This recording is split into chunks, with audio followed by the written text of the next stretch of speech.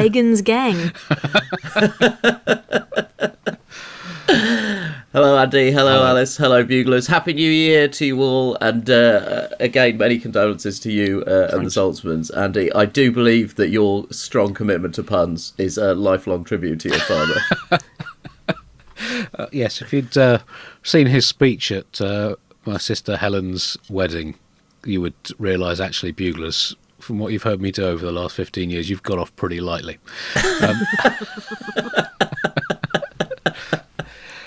So how's 2023 shaping up for you guys so far? We're 9 days in, but yeah, how are you rating it as amongst the greatest years of the decade so far? I mean, so very achievement, because I know, Andy, so much of podcasting runs on momentum. I took a brief break after giving birth to take a pause on my Tea with Alice podcast. It's meant to be a 6-week break, and I am returning now. Season 2 of Tea with Alice is out. So that's what, 14 months? Yeah. Let's round it down to a year, more or less. Right, yeah. Well, I mean that was, Chris, can you remember how long the gap between the end of the John Oliver phase of the Bugle and when it really began in October 2016? What kind of hiatus was that? It was a year and a bit, wasn't it, I think? We were off air for 219 days, 7 months, 6 days. Oh, right, okay. Right. But we hadn't done many shows in the previous 6 months before that. It got a little sporadic, hadn't it? A year and a bit, then I'm going to claim that as the natural break between a season 1 and a season 2 of podcasting. Nish, how's your year been so far? So far, so good. A lot of people are doing a dry January where they give up alcohol to compensate for the excesses of the festive period. I will be doing drenched January because I live in the United Kingdom in 2023, and at this point, the only way to cope with the state of this nation is to be so permanently drunk. But you really can't take any of it too seriously. Right. I am bugling sober because I do have some respect for institutions. And given you've dedicated this to the memory of your recently departed father, it would be a bit gauche for me to be absolutely shit-faced on it. I'm also observing dry January, but I think I might have misunderstood it. I'm just not having a shower or a bath for the entire month. But, I'm 48. I'm at the time of life where you try to relive your teenage years. So what better way of doing it could there possibly be? As somebody who's currently in a house with 2 toddlers, I now know that there's such a thing as wet milk. So... wet milk? I mean, it's that thing when there's milk in a bottle and then they drool all over the bottle and then they hand you the bottle of wet milk. You know that thing. Oh, right, yeah. Bringing back memories now. Well, that moves us seamlessly into our section in the bin for this Bugle, which we are recording on the 9th of January 2023. Just quickly, on the 10th of January in 1776, the last known example of common sense in American politics, when Thomas Paine published his pamphlet entitled Common Sense, advocating that the American colonies quit Team GB and go it alone. It hasn't really worked out, but it's starting to look increasingly tricky to pull back and admit you've been wrong for this amount of time. But our section in the bin is January personal challenges, because it's not just dry January, there's also January, in which people pledge to be a little more cautious about things in general, ranging from high-risk physical manoeuvres, such as trying to run round corners as fast as they do in films, to taking online offers, claims and news headlines with a healthy pinch of New Year salt. Also January, in which you pledge to spend more time sitting in traffic jams, giving yourself a bit of me time to reflect on your life, career and goals for the next year, whilst also attempting to overcome the metaphorical feeling of static futility that traffic jams represent. Panuary, in which you have to find something to leave a scathing review of every day for a month. And finally, January, in which you tried to persuade Jan Ulrich, the German former professional road cyclist and drug cheat, or as they were known during his career, professional road cyclist, to leave his windows open for the first 31 days of the year. And before you complain, it's what my dad would have liked. Wow. I thought that had reached its natural end. You just kept it going for a little longer. Very much like my dad in his nursing home, actually.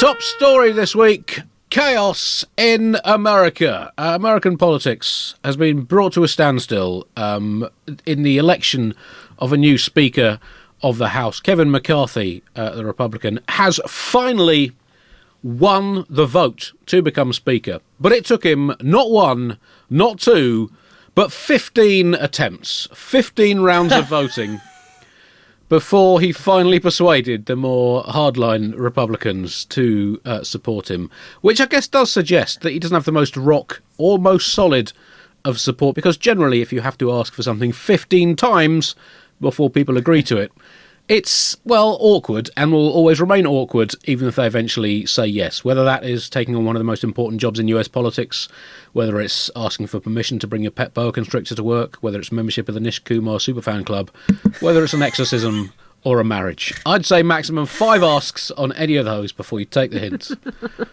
It is an extraordinary kind of person who can take 15 rejections and keep trying. He's the little train that could, if it was the little train who shouldn't have. This is the danger of teaching children they can be anything if they just keep trying. I mean, Nish, it was quite extraordinary following this. Even Donald Trump, the former president and insurrectionist with a black belt in self-interested social division, called for unity. And, you know, when you're being told to unify for the good of the nation by Donald Trump, you need to take a long, hard bath with yourself. It's like being told by Cristiano Ronaldo to play for the love, not the dollar. I mean, what? I don't know what you're talking about, Andy. He's gone to Saudi Arabia because he believes it to be the finest home for professional football. Sorry, my mistake. That was naive of me.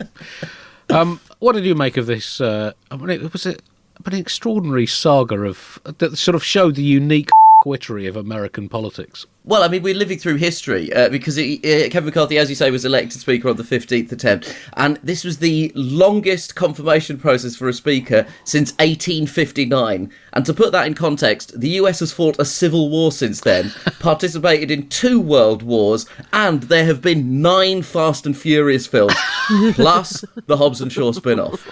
And I don't think I can give it any greater context than that. It's not called a spin-off. It's called a Tokyo Drift. The Republican Congressman Patrick McHenry said at the start of his speech nominating McCarthy, "It's been a long week. The president has called this process an embarrassment. Talking heads labelled this chaos and a mess, and some would call it shambolic even. But it's called democracy." And really, what could be more... First of all, things can be more than one thing. It can be democracy. And it could also be an embarrassment, a chaos, and a mess. What could be truer to the process of democracy than a political party who attempted an insurrection, culminating in a vote where a man had to beg another man for his vote, and one of those men is currently under investigation for sex trafficking? Kevin McCarthy is Speaker. I mean, in name only. Joe Biden described the entire saga as an embarrassment, and Florida Congresswoman Kat Kamak said, "Well, it's Groundhog Day, but it isn't like Groundhog Day. I hate to be a stickler for the details of the plot point of that particular movie, but in Groundhog Day, the main character learned something. The Republican Party has come through a nightmarish process, and it has learned literally nothing, and it didn't even have the decency to attempt to throw itself off the top of a clock tower." I think the extraordinary thing about this is that it is a really good speedrun show of what this democracy looks like, particularly in the American government system, which is somebody who wants power and then slowly trades away important concessions until by the time they achieve that power, you cannot trust anything they do because you don't know how many pockets they're in. But I mean, that was how he finally got himself over the line in this one-horse race. I mean, he basically got over the line with the oldest political negotiating trick in the book, rolling over and giving in. Concession followed concession as the harder right of the pseudo-Republican remnants of once genuine political party have largely got what they wanted in terms of making sure the whole democratic process in America works as shittily as possible for all Americans. So I guess this is, as you say, democracy in glorious action. Well, the most fascinating concession that he made in this process of slowly sucking all the cocks in the room was that it only takes one member to trigger an election. So it only takes one person being annoyed with him one day to make him have to run this whole thing again. So the final tally ended up at the 15th time of asking was 216 to 212. All the Democrats voted for their leader, Hakeem Jeffries, and but there were still 6 Republican holdouts to McCarthy, and they voted as present. So they basically. They basically just said, look, we're here. They didn't actually vote positively for him at all. McCarthy then took to the stage, visibly smiling like a man who simply doesn't understand what's been happening to him for the last few days. He said, that was easy, huh? My father always told me, it's not how you start, it's how you finish. And he's right. It isn't how you start, it's how you finish. And how we finish is totally He is absolutely thunder. He's had to make all sorts of concessions to some of the most wackiest whack jobs in the history of American politics. And even then, in spite of having made concession after concession after concession, he still didn't secure the support of all of them. Presumably, in Matt Gaetz' case, because he didn't make it legal to have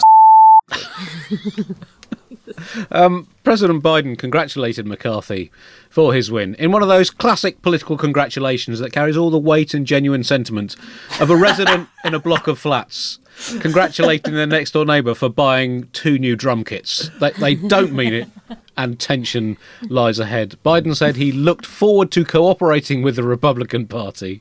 I think that was one of the signs of the end times in the Book of Revelations. And he added, the American people expect their leaders to govern in a way that puts their needs above all else, thus raising further concerns over the president's allegedly declining cognitive functioning and increasingly fragile grasp on reality. I think it's so inspiring, Biden's constant faith in the possibility of cooperation with the Republican Party. This is a drum he has been banging like somebody who doesn't realise they're married to a dominatrix even though they have a spike up their ass. Like, this is... Family show.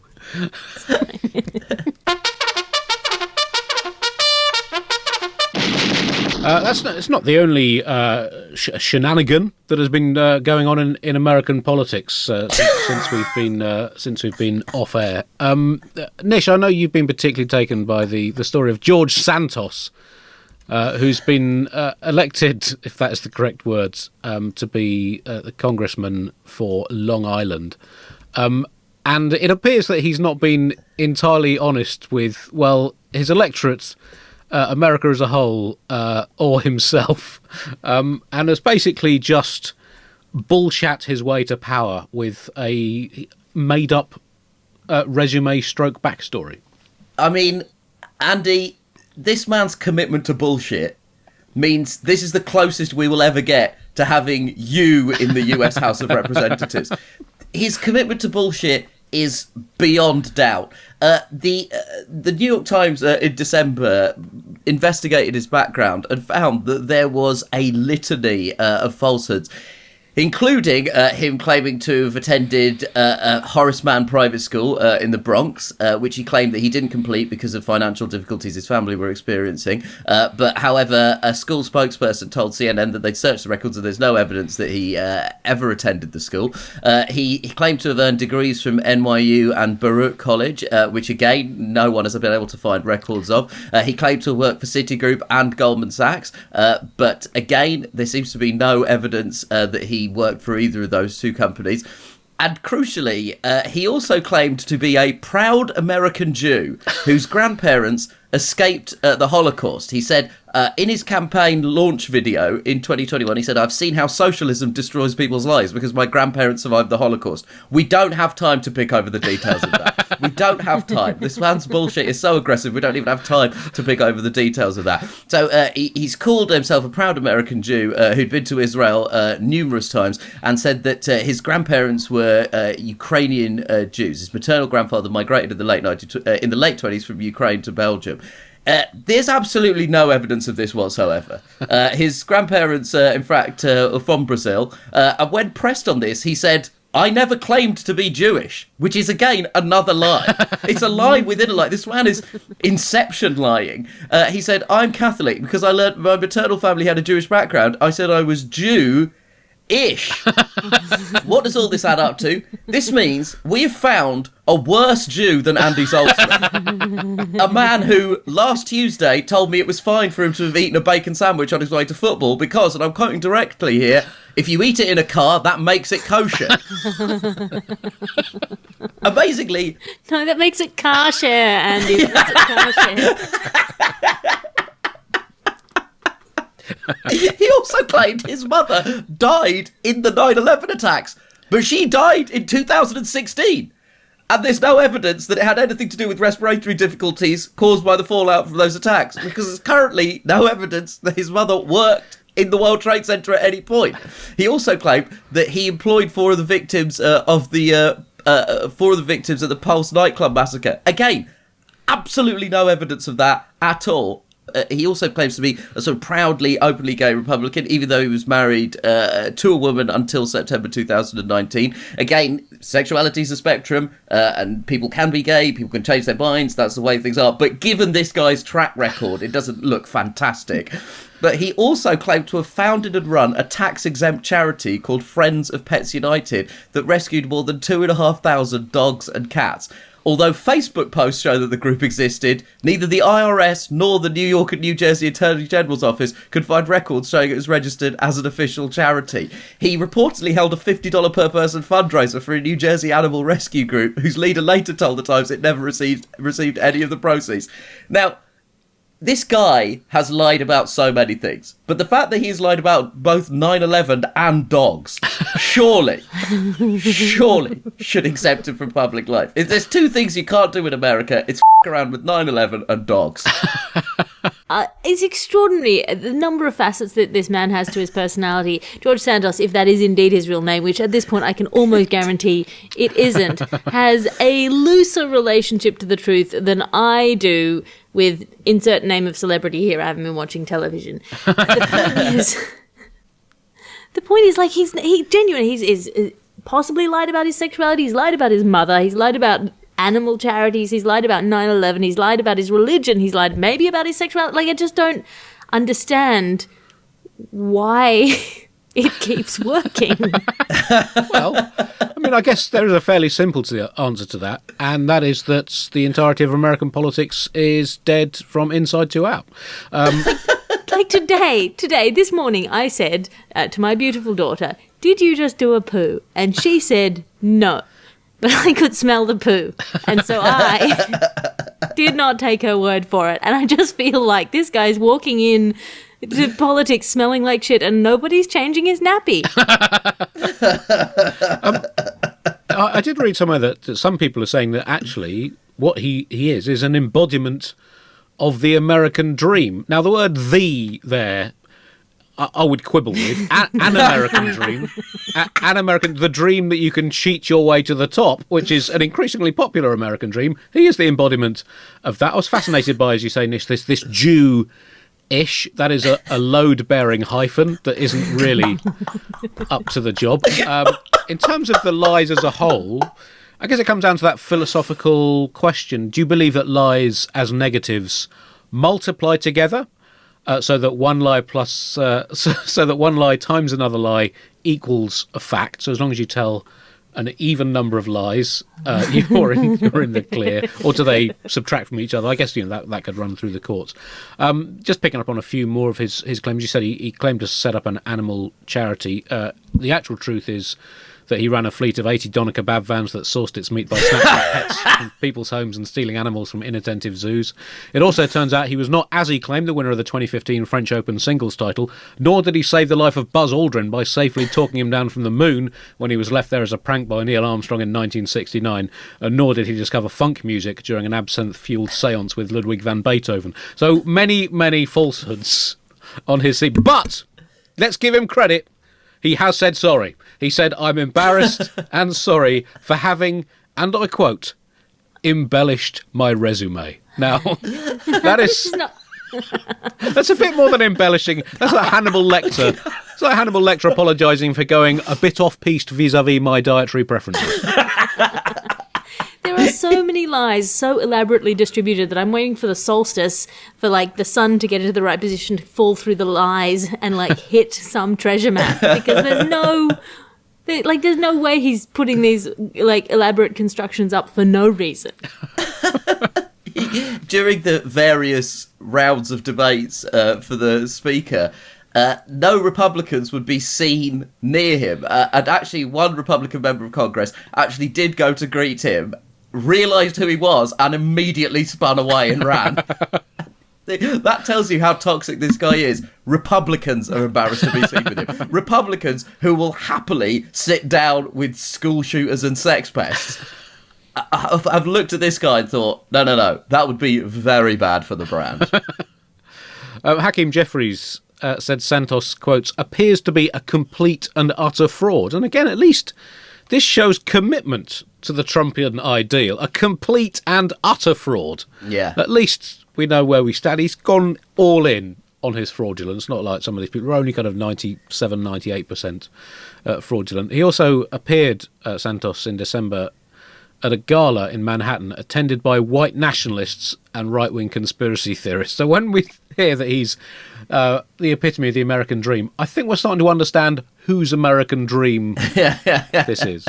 I don't know how he can do it genuinely. I once had an agent who put up a thing on my website bio that I was on a show that I wasn't on, and I got like a correction, and I still have nightmares about it today.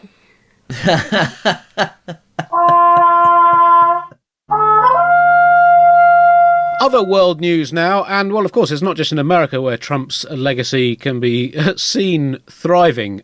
In Brazil, there has been complete and utter mayhem over the last day or so, as fans of the outvoted leader, Jair Bolsonaro, people who cling to the idea of Brazil being an international ego pariah and dream of the Amazon being concreted over and becoming the world's largest car park, and claim the election in which their man was beaten by the returning Lula da Silva was some kind of combination of a fix, a hoax, a fantasy and a conspiracy that resulted in the death of football legend Pelé.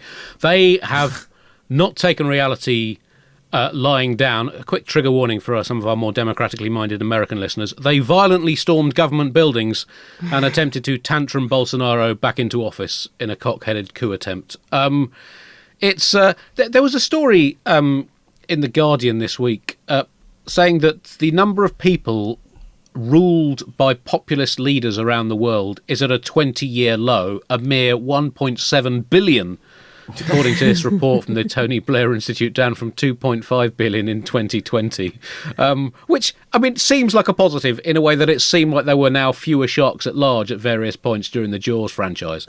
But it's hard to be too optimistic about this when you see the after effects of some of those populist leaders leaving office, like what we've seen in Brazil this week. It's all bad stuff. I believe at various points in my appearances in this podcast, I've drawn attention to the fact that Bolsonaro may be a creature of pure coronavirus due to the number of times he has contracted the disease. And like the novel coronavirus, Bolsonaro is a problem that refuses to go away. Truly, he was the dodgy-looking mole on the back of democracy that we had surgically removed because it could have got very, very dangerous very quickly. And it turns out we have not successfully scraped Bolsonaro off our backs. His supporters have stormed various government buildings in Brasilia, and it's hard to know where they could have drawn inspiration from. Actually, let me rephrase that. It's very fucking easy to know specifically where they could have drawn inspiration from. The only way this could have been any closer is if they'd done it 2 days earlier on January the 6th. Bolsonaro is even currently hiding out in Florida, which at this point is basically a state devoted to... It's basically a penal colony. It's America's Australia. No offense, Alice. None taken, but I would say that if you want to make a pretty penny, you should head to, as a hairdresser, you should head to Florida. There's 2 heads of hair that'll support an army of hairdressers. Apparently, they were bussed in by more than 100 buses, which just sounds like the worst school holiday ever. And apparently Brazilian Justice Minister Flavio Dino said the police already know who hired the buses and is going to investigate all the passengers who were on them. And they've included in the article that I'm reading, they've included a picture of Brazilian Justice Minister Flavio Dino, who I do not trust because he looks way too happy to be the Brazilian Justice Minister. I think they've included a picture just because he looks so delightful. He looks like he should be on the cover of a university magazine where they're pretending to have more diversity than they have. Like, he just so pleased to be there. It's the spotlight is falling as we sort of move into the aftermath of this attack. The spotlight is falling on various different social media outlets. Twitter actually got rid of quite a lot of its disinformation office, specifically in Brazil. So that doesn't look great for Captain Muskmeister. But there's also a huge amount of attention on various WhatsApp forwards, and WhatsApp has become an incredible part of Bolsonaro's rallying of his support via various bits of misinformation. And if you don't realise the power of WhatsApp, that's probably because you don't have older relatives from India. Because I cannot tell you the number of times in my family group chat people will be having a completely normal discussion and then someone will post an article saying, guys, isn't it weird that Narendra Modi's penis is magic? Anyway, back to the chat. Back to the chat. Hope everyone enjoyed your cousin's wedding.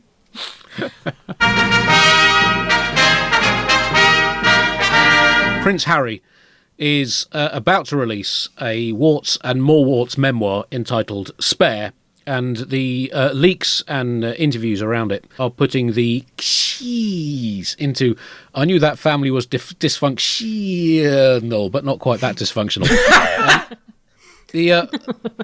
The royal family still, of course, reeling from the death of Queen Elizabeth II last September, and come to think of it, reeling from the breakdown of Charles and Diana's marriage in the 1990s and the abdication of Edward VIII in 1936 and the establishment of a full parliamentary democracy gradually in the United Kingdom, and of course the execution of Charles I in 1649, which they've still not really recovered from constitutionally and or personally, and the Wars of the Roses, the Peasants' Revolt, the Magna Carta and the hoo-ha over the crown after the death of Edward the Confessor in 1066. It's all chipped away at the royal mythology, and now we have this state where it's sort of tearing itself apart.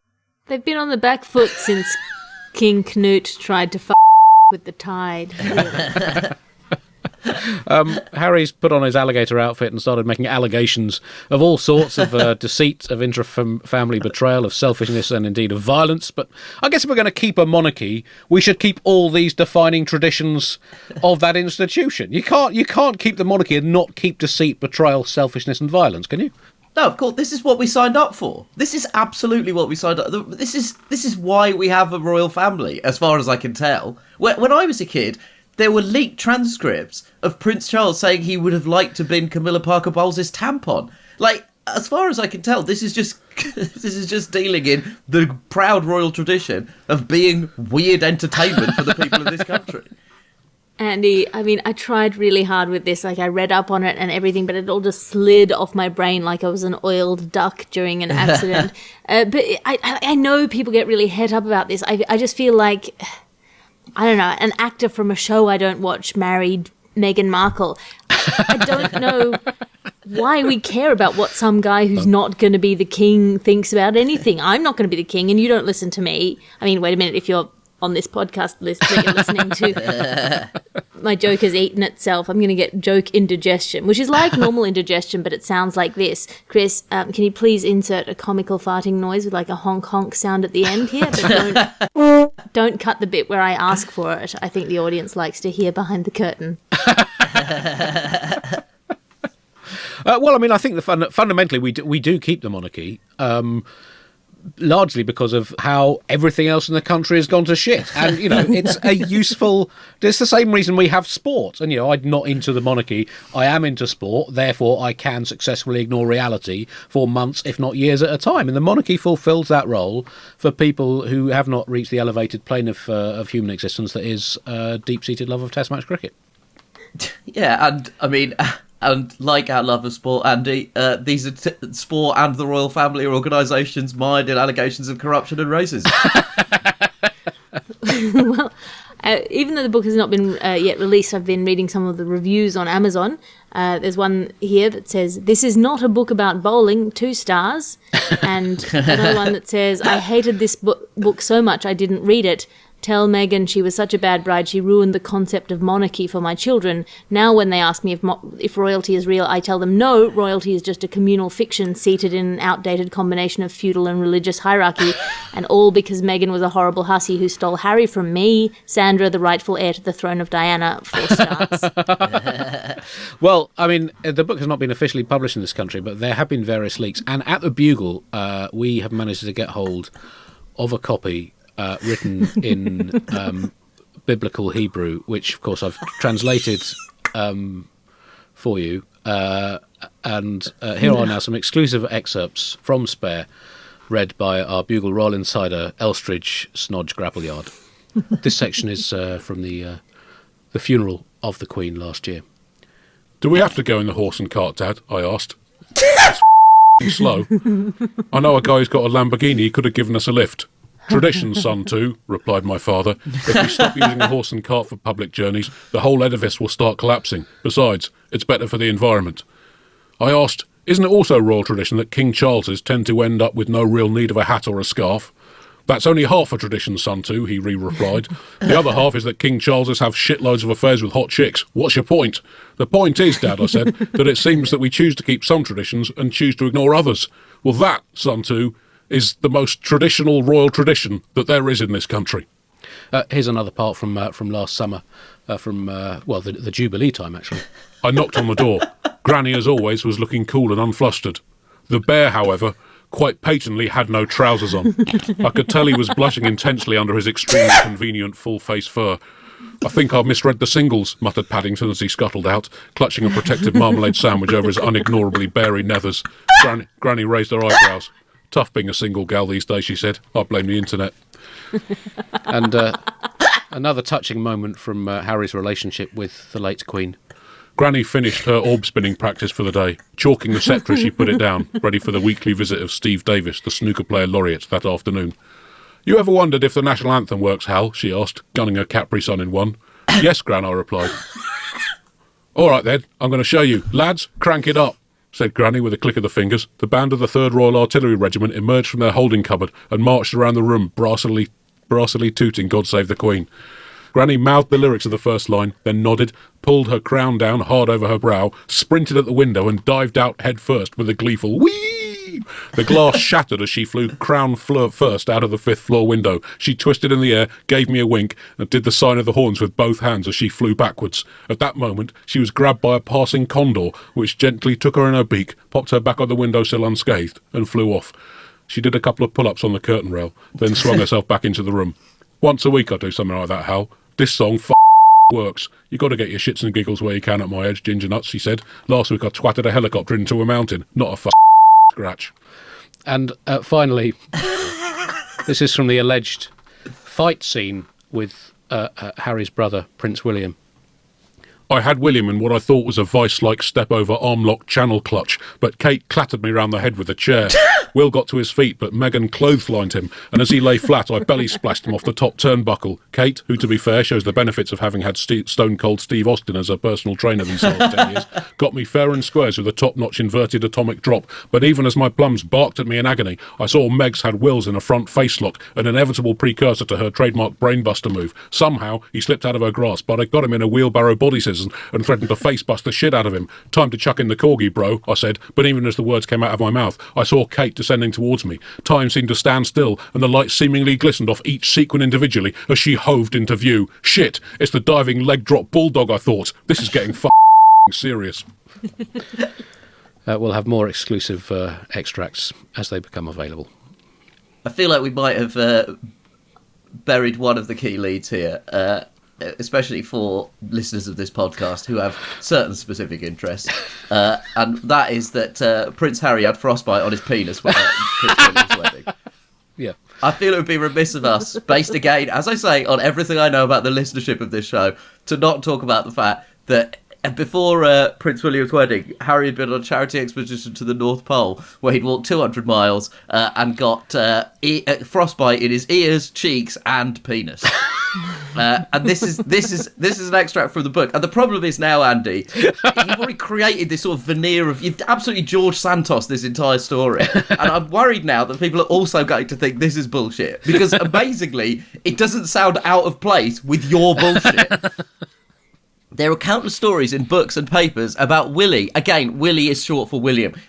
This whole institution needs to be brought to an end. About Willie and me not being circumcised. He reportedly writes in the memoir, Mummy had forbidden it, they all said. And while it's absolutely true that the chance of getting penile frostbite, which I believe was your wrestling name, Andy, is much greater if you're not circumcised, all the stories were false. I was snipped as a baby. What does all of this mean? All of this means is I'm definitely going to read this but there's absolutely no way I don't read this goddamn book. I've no interest in the royal family, but if you're telling me frostbite penis, William and Harry having a fight, I'm reading the book. Well, congratulations, booksellers. You've won this round. Some of the other titles that were being circulated, Spare is a great and striking title. Some of the other titles that were being circulated included Sun 2, The Art of Bore, which they decided not to do because even though he is marginally less boring than the rest of the royal family, he is still incredibly boring. Too Sun, Too Furious, and Behind the Velvet Curtain is a beefeater and he watches me poo. So none of them made the cut. So dumb. We just never know with the royal family. You know, it lives on purely because it is ridiculous. Well, that brings us to the end of this week's Bugle. It's great to be back, and we will be back next week and in all subsequent weeks until the end of time. Anything to plug, either of you? Yes. I have season 2 of Tea with Alice is now available, so if you've not subscribed to that, do, or look me up at patreon.com/Alice Fraser, where I do weekly salons and writers' meetings if you want to write with me, patreon.com/Alice Fraser. And don't forget also to listen to Alice on The Gargle, the magazine sister publication to this august audio newspaper.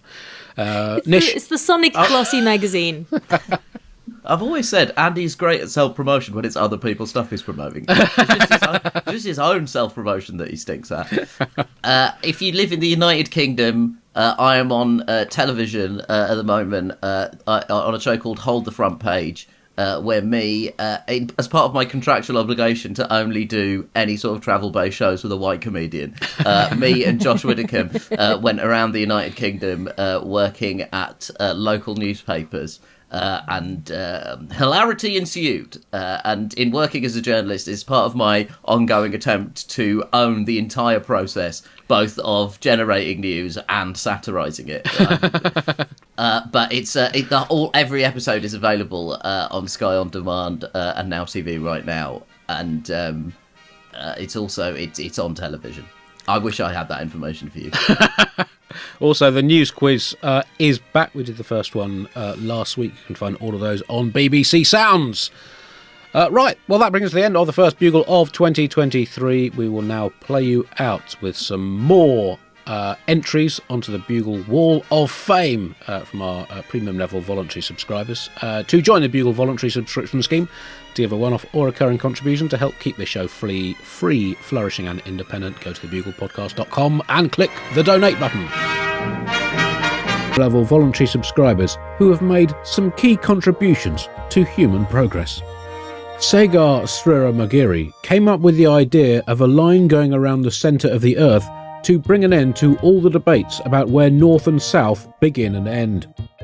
Cliff Fluett invented a musical instrument that you have to hold horizontally while blowing across a hole in the top and waggling your fingers around. It was named after him, and he's such a great guy that he didn't complain when they spelt it slightly wrong. David Ownby disproved the theory that all roads lead to Rome, using only a map, a ruler, a pencil, and an awful lot of determination. Daniel Hawksworth revolutionised Formula 1 as a sport when he suggested using really fast cars instead of goats. And Stephen Morris also played a key role in the evolution of F1 when he suggested they dispense with the maths test at the start of races, in which drivers had to calculate something using one mathematical formula before they were allowed to start their cars. David Wright was responsible for Star Wars being such a big hit when he suggested to George Lucas that the story be set in space rather than in a fictitious town in rural Pennsylvania called Knobwrinkle. And Josh Fares was equally influential on Steven Spielberg during the creative process for the film E.T., with his suggestion that E.T. should stand for extraterrestrial rather than ejaculating terrapin. Paul Walsh, despite not being the Paul Walsh who played football for England in the 1980s, was able to persuade UEFA, the governing body of European football, to abandon plans to allow one player on each team to ride a horse and wield a mace during extra time. And Annette O'Sullivan was similarly a key figure in the evolution of modern tennis, when she presented a paper to the tennis authorities proving that using eggs instead of tennis balls might help encourage tennis fans to eat more protein, but would, after an initial uptick, soon reduce the popularity of tennis as a spectator sport. And finally, Roberto Tiley is widely admired in astronomy circles for his discovery that stars stop twinkling during daytime in order to save energy for when they can actually be seen.